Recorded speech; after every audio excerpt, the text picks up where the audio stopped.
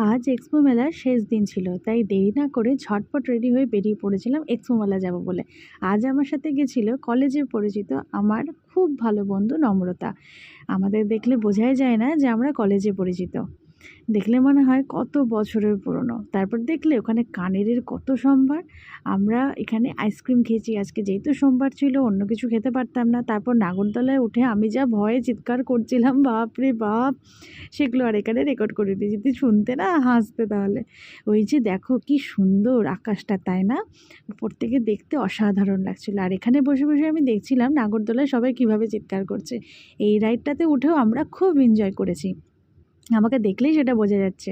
তারপর হাঁটতে হাঁটতে আমরা দুজনে চলে গিয়েছিলাম শাহপুর ব্রিজে। এই দেখো নম্রতাকে কীরকম নাচ করছে। এখানে দাঁড়িয়ে আমি আরও কিছুক্ষণ গল্প করে তারপর নিজের বাড়ির উদ্দেশ্যে চলে গিয়েছিলাম। তোমাদের মিনি ব্লগটি কেমন লাগলো কমেন্টে অবশ্যই জানিও।